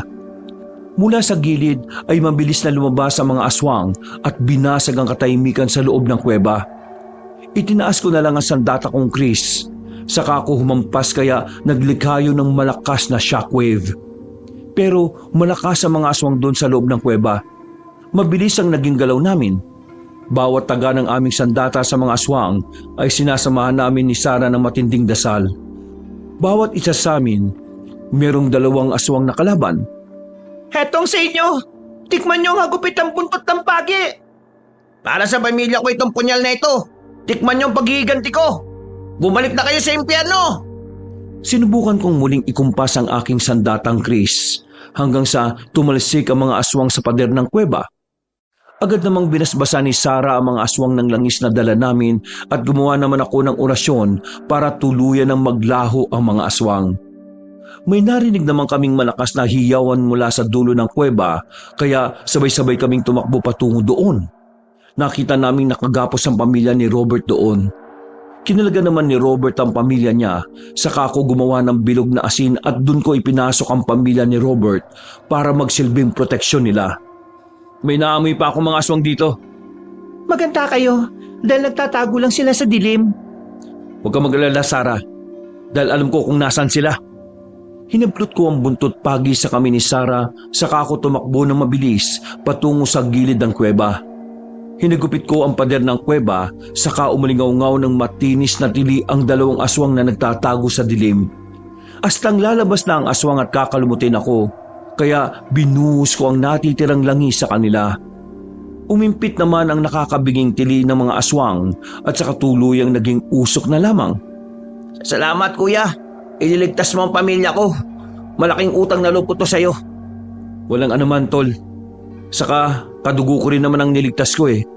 Makakahinga na rin ako ng maayos ngayon. Alam ko nang nasa maayos na kalagayan ng mga magulang mo. Sigurado ako malalaman ng pinuno na nailigtas natin ang pamilya mo. Kailangan mo nang ilayo sila dito sa baryo habang hindi pa nagkakaroon ng pulang buwan. Oo, gagawin ko kagad yun. Kuya, babalik ako ha. Tutulungan kitang puksain ng pinuno. Huwag kang bumalik na dito, Tol. Alagaan mo ang pamilya mo. Protektahan mo sila. Huwag kang mag-alala sa akin dahil kaya kong talunin ang pinunong aswang. Bilisan na nating umalis dito habang wala pang ibang mga aswang. Nasa paanan na kami ng bundok at kasama na namin ang pamilya ni Robert. Nag-ibang direksyon na din si Robert kasama ang pamilya niya at kami naman ni Sarah ay dumiretso na sa bahay namin. Inabot na kami ng 12:00 ng hating gabi bago nakarating sa bahay kaya napagpasyahan ko ng matulog na. Kinabukasan ay nagising na lang din ako sa ingay na nanggagaling sa labasan. Pagsilip ko sa bintana ay nakita ko kagad ang mukha ni Robert na tumatawag sa akin. Kaya agad ko naman na binuksan ang pintuan at bumungad sa akin ang mukha niya. Bakit nandito ka? Di ba sabi ko sa iyo huwag ka nang bumalik at proteksyonan mo ang pamilya mo? Malaki ang utang na loob ko sa iyo, kuya. Kaya gagawin ko ang lahat para matulungan ka. Ano ka ba naman? Pamilya ko rin ang niligtas ko. Pamilya tayo, di ba? Oo, kuya, pero alam kong kailangan mo ako eh. Kaya ko naman ang sarili ko at ang misyon ko na talunin ang pinuno ng aswang. Gagawin ko yun para magawa ko ang dati na sana'y ginawa ni Lolo. Ayos lang kuya. Gusto kitang matulungan. Gusto ko nang matuto sa'yo kung paano ang pakikipaglaban ng hindi nag-aalinlangan. Kailangan mo lang maging matapang at magkaroon ng paninindigan. Natapos na kaming mag-usap, kaya nagplano na kami ng gagawin sa oras na dumating ang pulang buwan. Habang abala kami ni Robert sa pagpaplano at pagtitimpla ng langis na may halong dinurog na buntot pagi, ay biglang bumukas ang pinto. Si Sarah. "Oh, bakit nandito ka? Maaga pa." Nakaramdam ako ng mahinang pagyanig ng lupa. Sigurado kong nalalapit na ang pagsapit ng pulang buwan. Wala naman kaming naramdaman lindol ah. Hindi yun lindol. Tanging ang tagabantay lang na katulad ko ang nakakaramdam nun. Bilang isang antingero, naamoy ko rin sa hangin ang pagsapit ng pulang buwan. Maaring mamayang gabi o bukas na ang araw na yon. Kung ganon, kailangan na natin matapos ngayon ang paghahanda kuya. May kailangan ka pa ba? Halos patapos na rin ako dito sa langis na tinitimpla ko. Kunin mo na lang tol yung luma kong punyal at hahasain ko yon sa batong galing pa sa kalangitan. May ganong klase kang bato? Oo, yun ang ginagamit kong panghasa tuwing sasapit ang bilog na buwan para mas lumakas ang enerhiya ng punyal na gamit ko. Kakaiba ka talagang antingero.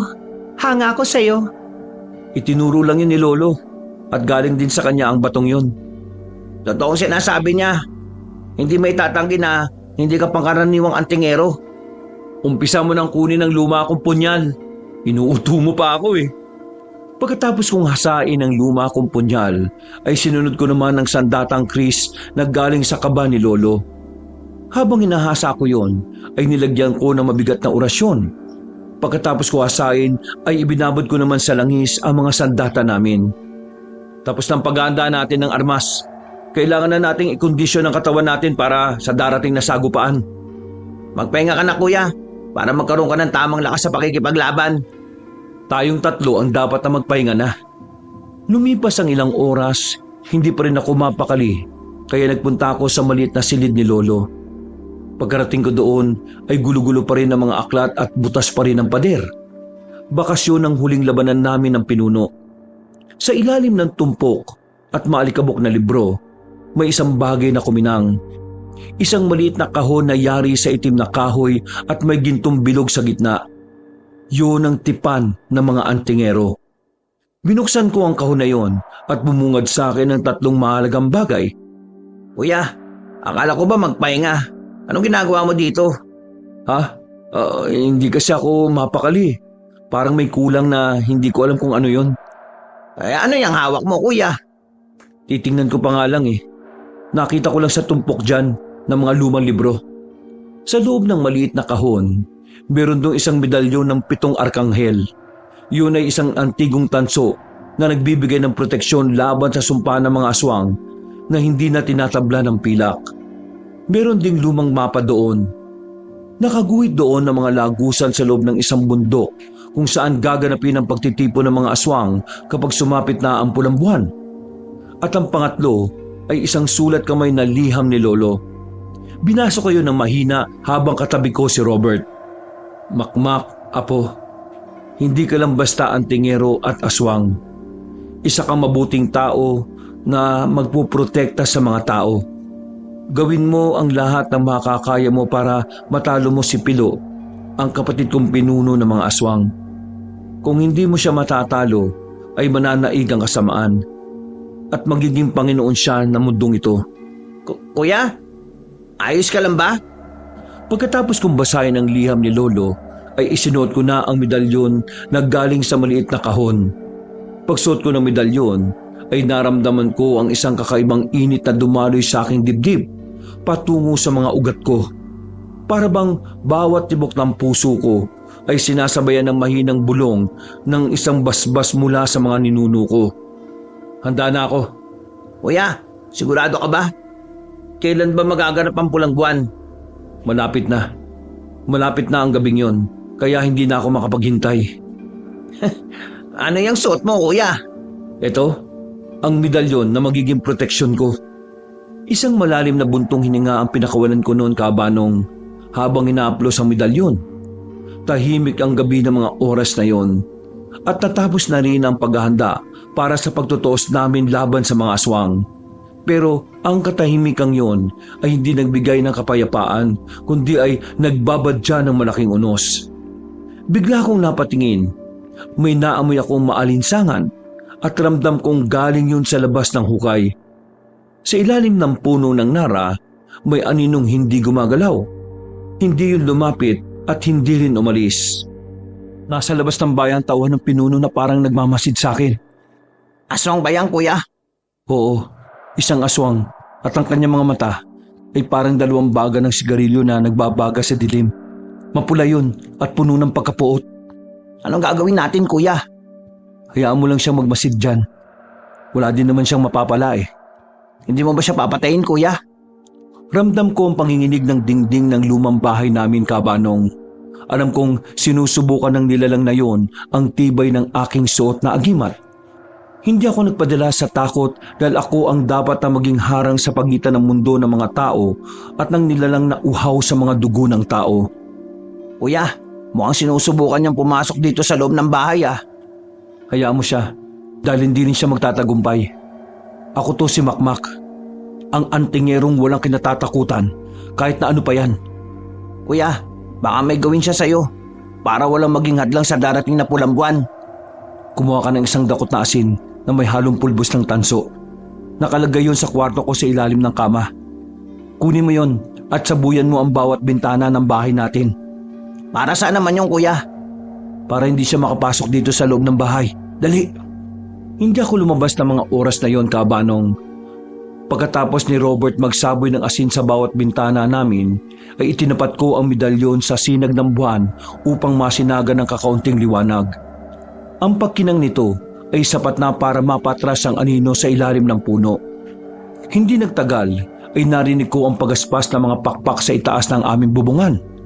Hindi lang isa ang nagmamasid. Ang buong bahay namin ay pinalilibutan pala ng mga alipores ng pinuno. Gusto niyo ng laro? Sige, ibibigay ko sa inyo ang bangis na hinahanap ninyo.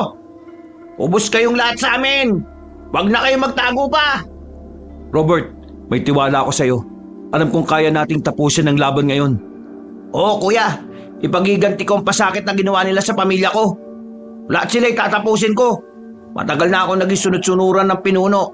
Tama lang na ubusin natin ang mga kalahi niya. Naramdaman ko ang bigat ng presensya ng nilalang sa labas. Lumingon ako kay Robert na noon ay hawak ang kanyang 2 punyal. Kitang-kita sa mga mata niya ang determinasyon at walang pag-aalinlangan. Tol, huwag kang titingin sa mga mata nila dahil ang tauhan ng pinuno ay gumagamit ng hipnotismo. Kapag nakuha nilang tingin mo, para kang tuod na hindi makakagalaw. Oo, kuya. Mag-iingat ako. Ibibigay ko sa kanila ang pagiganti ng galing sa pamilya ko. Tama yan. Huwag kang matatakot sa kanila. Hindi na ako natatakot. Kung ikaw ay hindi takot, dapat maging ganun din ako. Anong gagawin na natin? Hindi natin kailangang hintayin na sila ang unang sumugod sa atin, kuya. Binuksan ko ng malakas ang pinto at mabilis na isinaboy ko ang isang botelyang may halong apoy pula. Isang espesyal na pulbura na nagniningas kapag nahanginan. Isang maliwanag na pagsabog ng apoy ang bumulaga sa aninong nagmamasid sa ilalim ng puno. Sa gitna naman ng liwanag na yon ay parang aninong sumugod si Robert. Hindi siya gumamit ng mahika kung hindi ay purong bilis at kasanayan sa itinuro ko sa kanya. Sa isang iglap ay narating niya ang tauhan ng pinuno at mabilis na iwinasiwas ang kanyang mga punyal. Tinamaan ng braso at hita ng aswang noon. Para sa pamilya ko! Mamamatay kang alimaw ka! Tol, ayos ka lang dyan? Ayos lang ako, kuya! Ako nang bahala dito! Habang nakikipagpambuno si Robert ay itinas ko ang medalyon at bumikas ng isang orasyon para pigilan ng iba pang mga aswang na nasa bubungan. Ang liwanag mula sa medalyon ko ang nagsilbing pader na naghiwalay kay Robert at mga paparating pa na aswang. Ang tauhan ng pinuno na noon ay sugatan ay naglabas ng isang matinis na tili. Hindi niya akalain na ang isang mortal at isang antingero ay magkakaroon ng ganoong klaseng koordinasyon. Sa isang mabilis na pagtalon, pumanhik yun sa itaas ng puno at tuluyang naglaho sa dilim kasunod ng isa pang mga alipores. Duwag! Hayaan mo sila. Sigurado akong babalik pa yan habang wala pa ang pulang buwan. Hindi nila tayo kaya. Kahit na ano pa sila. Sigurado akong sasabihin nila sa pinuno ang medalyon na suot ko. Kaya magkakaroon ng oras ang pinuno ng pag-aanda. Salamat kuya. Kung hindi dahil sa liwanag ng medalyon mo kanina, baka nadagit na nila ako. Magpinsan tayo, Robert. Hanggang sa uli, tayo magkasangga. Maganda ka na dahil sa susunod nilang pag-atake ay hindi na lang basta pagmamasid. Yun ang huling laban natin. Matapos ang huling sagupaan sa labas ng bahay ay bumalik na kami ni Robert sa loob. Ramdam namin ang bigat ng oras. Ang langit ay unti-unti nang nagkukulay kalawang. Yun na ang huling yugto bago ang pamumula ng buwan. Alam ko na sa susunod na paglabas namin sa pintong yon ay buhay o kamatayan na ang nakataya. Pinalapit ko si Robert noon sa tabi ko, saka kinuha ang bote ng lana ng birhen. Dahan-dahan ko namang yung pinahid sa punyal na hawak ni Robert at saka nilagyan ng orasyon. Orasyon na siguradong hindi hihilom ang mga sugat at makakapuksa sa kanila. Binigyan ko naman ng kwintas si Robert na may pendant ng krus para magsilbing proteksyon niya. Isuot mo ito sa loob ng iyong damit. Naglalaman niya ng tanso ng kidlat at ngipin ng kidlat. Proteksyon mo yan laban sa mga kuko nilang may lason. Salamat kuya. Lahat ay gagawin natin para matalo ang kanilang grupo. Hindi natin kailangang matakot sa kanila. Habang hinihigpitan ni Robert ang kanyang sinturon, ay bigla siyang tumingin sa akin ng diretsyo. Nawala na ang kaba sa kanyang mga mukha at ang tanging naroon ay ang bagsik ng isang anak na handang mamatay para sa kanyang pamilya. Mga ilang sandali lang ang nakalipas ay dumating na rin si Sarah sa bahay bitbit ang mahabang buntot pagi. Nakahanda na ba kayong lahat? Oo, hindi na natin sila bibigyan ng awa. May lumusob daw sa inyo kanina dito. Oo, pero nasindak namin sila gamit itong medalyon. Ang medalyon ng 7 arkanghel. Saan mo nakita yan? Nahalungkat ko sa maliit na kahon ni Lolo. Para sa akin ang medalyon na ito. At nabasa ko ang sulat kamay na liham ni Lolo para sa akin. Kung ganon, malapit na. Darating na ang gabing hinihintay natin. Kinuha ko ang sandatang Chris at isinukbit ang aking bag na puno ng benditadong asin at langis. Uminom kaming tatlo ng tig-isang lagok ng alak na may halong luyang dilaw para uminit ang aming katawan at hindi kami tabla ng lamig ng gabi na dala ng mga aswang. Naririnig mo ba yung kuya? Oras na. Buksan mo ang pinto, Robert. Ipakita natin sa kanila kung bakit hindi nila dapat tayo kalabanin. Tara na. Isa-isa na natin silang paslangin. Sa isang malakas na sipa ni Robert sa pinto ay lumabas kaming tatlo. Mandirigma ng liwanag laban sa hukbo ng gabi. Tinahak namin ang masukal na landas patungo sa paanan ng bundok. Sa bawat akbang ay parang sumisikip ang hangin. Ang mga dahon ng puno ay hindi na gumagalaw at ang mga kuliglig ay tahimik na parang naghihintay ng malamig na sakuna. Ang buwan sa itaas ay parang kulay pula na animoy dugo kung tingnan. Ngayong gabi na itinakta para sa pulang buwan. Kailangan natin mahanap ang lagusan ng bundok kung saan magaganap ang pagtitipon ng mga aswang. Kuya, eto na ang mapa. Malapit na tayo makarating doon. Maging alerto kayo. Dahil ang kagubatan na yan ay pinamumugaran ng mga aswang dahil teritoryo nila itong lugar. Nakahanda na kami at kaya ko silang tapusin lahat. Nakahandaan na rin ako para sa pamilya ko. Gagawin kong lahat para matapos na ang kadiliman sa lugar natin. Pagkarating namin sa paanan ng bundok ay hindi na nga kami nagkamali. Maraming mga aswang ang nakaabang sa amin. Amoy na amoy ko ang manansa at nakakasuka nilang amoy. Hindi sila basta-bastang mandirigmang aswang. Malalaki at ang kanilang mga balat ay kasing itim ng uling. Masyado silang marami, Mac. Huwag tayong kukurap. Tandaan mo ang turo ni Lolo na ang takot ay ang pagkain nila. Huwag niyo silang pakitaan ng takot para manalo tayo sa laban na to. Tara na, sumugod na tayo papunta sa kanila.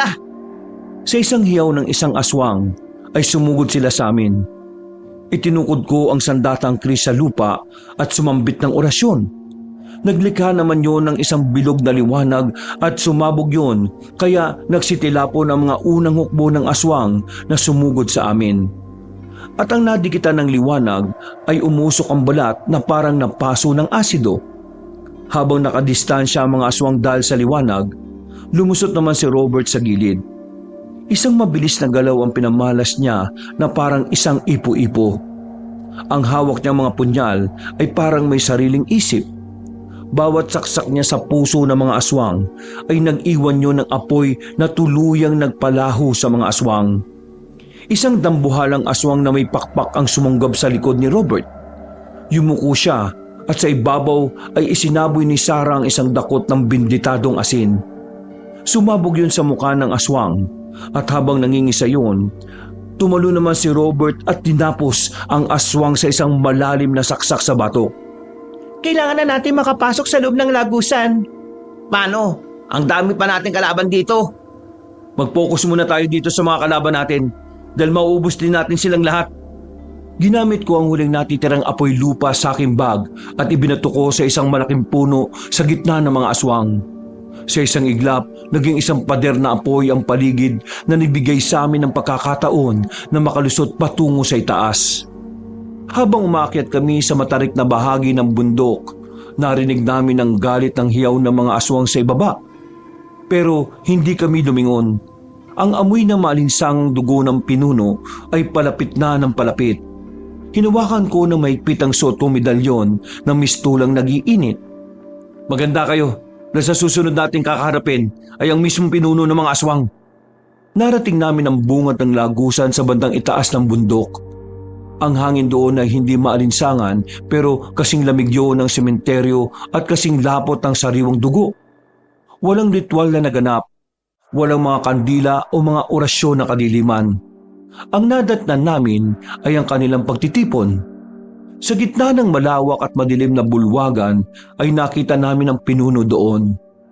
Nakaupo siya sa isang trono ng bungo.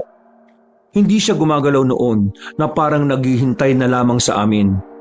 Dahan-dahan naman siyang tumingin sa direksyon namin pero nanatili pa rin siyang nakaupo doon. Sa wakas, dumating na rin ang apo ko at ang mga alaga niyang aso. Akala mo ba makakapagkasi ka pa ng lagim dito sa lugar namin? Ngayon ka na namin tatapusin. Huwag mo akong itulad sa sarili mong isang duwag. Hindi ako duwag, mga bata. Baka kayong maduwag sa paghaharap natin. Hindi na nakapagpigil pa si Robert kaya sa isang kisap mata ay biglang sumugot si Robert doon. Ang kanyang hawak na punyal ay parang naging isang guhit na asul na apoy sa dilim. Ngunit ang pinuno ay mabilis dahil sa isang kumpas lang ng kamay niya ay lumabas na ang mga anino mula sa gilid at hinarang ang bawat saksak ni Robert. Itinaas ko naman ang medalyon at nagpakawala ako ng isang pasabog ng liwanag para tunawin ang mga aninong pumupulupot sa paa ni Robert. Robert, umalis ka na dyan! Hindi mo kaya yan! Hindi ba ito ang tamang oras para kalabanin ng pinuno? Dahil ang itinakdang tatapos sa kanya ay si Makmak at hindi tayo. Hindi sapat ang armas mo para sa kagaya niya. Dahil walang ritual na nagpoprotekta kay Robert ay agad naman siyang bumalik sa aming pwesto. Kaya napilitan ng pinuno na lumabas sa harapan. Tumalon siya pababa mula sa kanyang trono. Ang kanyang anyo ay biglang lumaki at ang kanyang mga braso ay naging mahaba na puno ng matatalas na tinik. Naging magulo ang labanan sa loob ng kuweba. Si Robert ang nagsilbing talim na pumapasok sa bawat pagkakataon para hiwaan ng balat ang pinuno. Naglabas naman yun ng itim na usok imbis na dugo. Sa bawat kumpas ng aking sandatang kris at bigkas ng orasyon ay napipigilan ng mga kuko ng pinuno na maabot ang dibdib ni Robert. Sumigaw si Robert habang hawak niya ang isang braso ng pinuno at pilit niyang pinipigilan ng bawat atake. Yun na ang pagkakataon ko. Tumakbo ko patungo sa kanila at ang medalyong ko ay nagliyab na sa tindi ng init. Idinikit ko ang aking palad sa mismong noo ng pinuno. Isang matamis na hiyaw ang bumasag sa katahimikan ng bundok. Ang katawan ng pinuno ay nagsimulang mabitak at ang pulang liwanag ng buwan na tumatago sa butas ng lagusan ay parang latigo na humahagupit sa kanyang kaluluwa. Habang unti-unting nabibitak ang katawan ng pinuno dahil sa dikit ng aking palad at init ng medalyon, ay biglang yumanig ang loob ng lagusan. Isang malakas na hampas ng itim na hangin ang nagmula sa pinuno na naging sanhi para tumalsik kami ni Robert sa magkabilang pwesto. Akala niyo ba ganun lang kadali? Hindi niya ako matatalo ng ganon-ganon na lang. Huwag kang mag-alala dahil bibilisan namin ang pagpapahirap sa'yo. Sisiguraduhin kong pagsisisihan mo ang pinili mong maging aswang. Nakalimutan mo na yata ang silbi ng tagabantay. Sarah, gawin mo na! Igapos mo lang yung halimaw na yan! Ngayon na, Sarah! O ano, Halimaw? Hindi ka na makakalabas ng buhay dito sa lagusan! Susugod muli ang pinuno sa nangihinang pinsan ko nang biglang may tumamang isang matalim na liwanag na kulay luntian sa pagitan nila. Mula sa madilim na pasilyo ng lagusan ay lumabas si Sarah at ang kanyang buhok ay parang sumasayaw sa hangin. Iwinasiwas ni Sarah ang buntot pagi na hawak niya sa katawan ng pinuno. Sa isang iglap, may mga ugat ng punong ginto ang sumulpot mula sa batong sahig ng lagusan. Ang mga ugat noon ay parang mga buhay na ahas na pumupulupot sa mga binti at braso ng pinuno at iginapos niya ng mahigpit sa kanyang trono. Isang malakas na sigaw ni Sarah ang nagpagising sa kaluluwa ko. Nakita ko na naman si Sarah na nanginginig ang kamay dahil sa bigat ng mahikang kanyang ginamit noon. Nagkatinginan kami ni Robert dahil alam namin na yun na ang huli naming pagkakataon. Patuloy pa rin ang pagbigkas ni Sarah ng mga sinaunang dasal na nagpapahina sa depensa ng pinuno. Ang bawat salitang lumalabas sa kanyang bibig ay parang sinasakal ang halimaw. Gamit ang natitira kong lakas noon, ay sinugod ko ang pinuno at inihanda ang sandata kong Kris. Pero sa pagkakataong yon ay hindi lang dasal ang ginamit ko. Kinagat ko ang aking hintuturo at pinahira ng sariling dugo ang medalyon. Hindi niyo ako matatalo sa sarili kong kuta. Diyan ka nagkakamali dahil dito sa sarili mong kuta ka mamamatay. Sa tindi ng galit ang pinuno ay nabitak ang itinanim na ugat ni Sarah sa kanya. Nagtama ang paningin namin ni Sarah at sinenyasan ko siyang protektahan si Robert. Tumungo naman siya kaya dahan-dahan kong ibinao ng sandatang Kris sa sahig para gumawa ng malaking barrier ng liwanag. Ngunit nang gagawan ko si Sarah ng mahika, ang ginawa kong barrier ay bigla siyang nanghina. Dahil na rin naubos ang lakas niya sa paggapos sa pinuno. Robert, kailangan natin pagsamahin ng talibat basbas. Lumapit ka rito. Sige kuya, gawin na natin para matalo na natin ang halimaw na yan. Magpaalam ka na sa mga aliporis mong mga aswang. Dahil ngayon na ang katapusan mo. Ayaw ang magpaalam sa isa't isa dahil hindi ko kayo palalabasin ng buhay dito. Nang palapit na si Robert sa akin, ay nakumpasan siya ng pinuno kaya tumalsik siya sa pader at nawala ng malay. Nakaramdam ako ng mas matinding galit kaya hindi ko na sinayang ang huling pagkakataon. Habang nagpapalit ang anyong pinuno noon, ay sinugod ko ulit siya, saka hiniwa ang kanyang binti.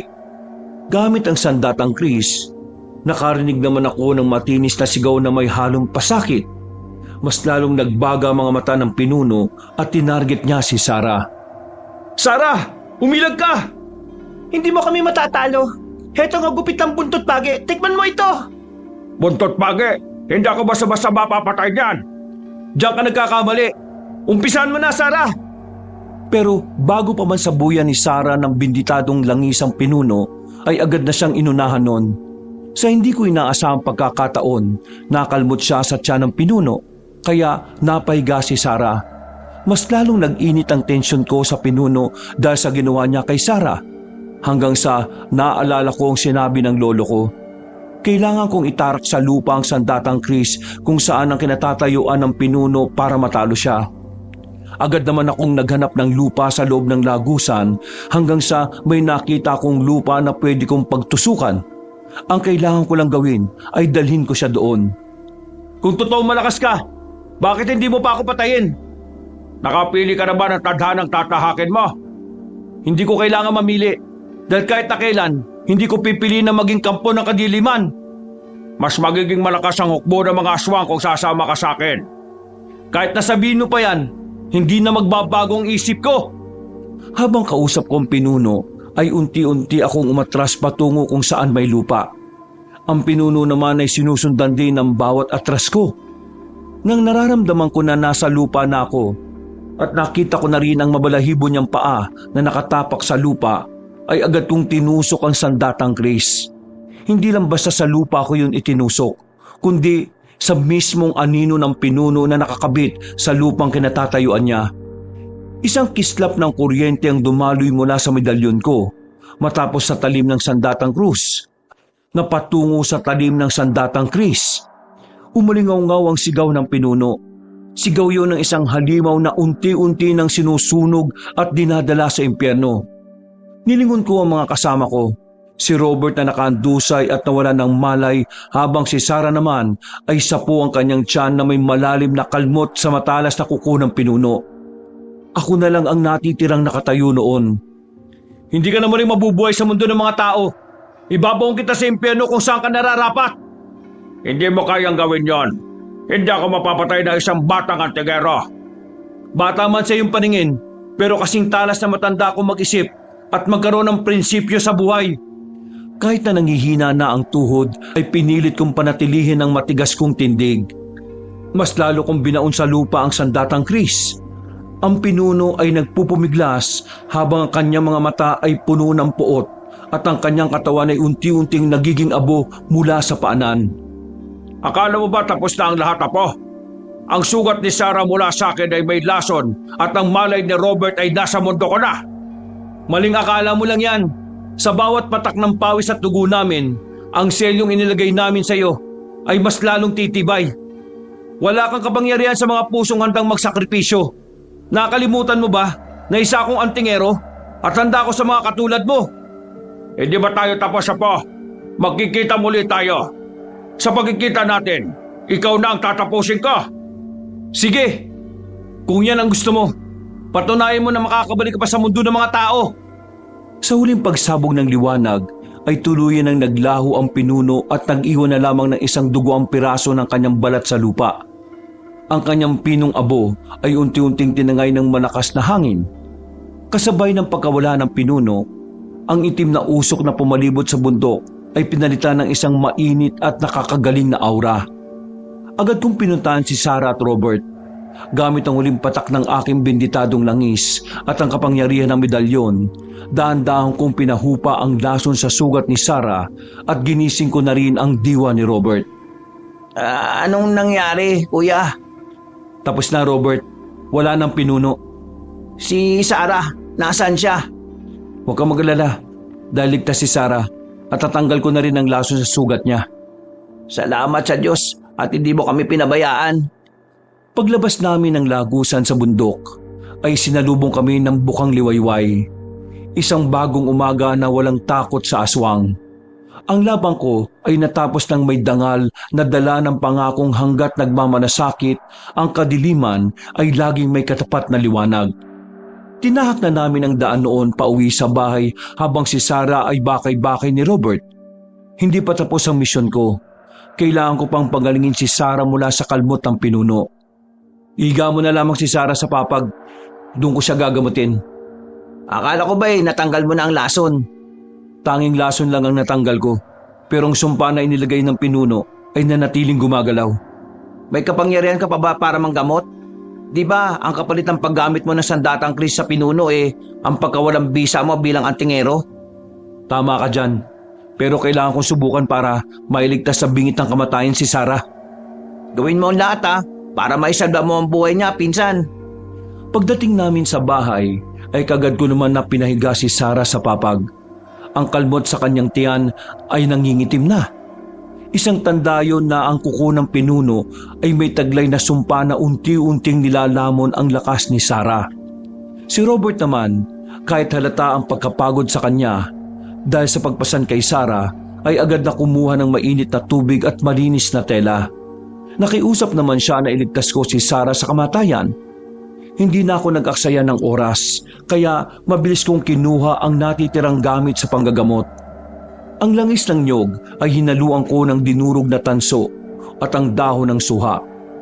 Ipinahid ko naman yun sa sugat ni Sarah, saka ko ipinatong ang medalyon ko sa kanya para sipsipin ang itim na enerhiyang iniwan ng pinuno. Lumabas ka na muna, Robert. Kailangan kong gawin to na mag-isa. Sigurado ka, kuya? Wala namang mangyayari masama sa'yo, di ba? Oo, ang orasyon na gagawin ko kay Sarah ay dapat sa aming dalawa lang. Maghintay ka lang ng isang oras. Lalabas na rin ako dito. May tiwala ako sa iyo, kuya. Alam kong gagawin mo ang lahat para makaligtas siya. Malaki ang utang na loob ko sa inyong dalawa, kaya hindi ko hahayaang may mangyaring masama sa inyo. Salamat kuya. Kahit na munti ka na kitang linlangin, ay nagawa mo pa rin akong patawarin at pagkatiwalaan. Tulad ng sinabi ko sa iyo noon, kung ako ang nasa posisyon mo, ay gagawin ko rin ang naging desisyon mo.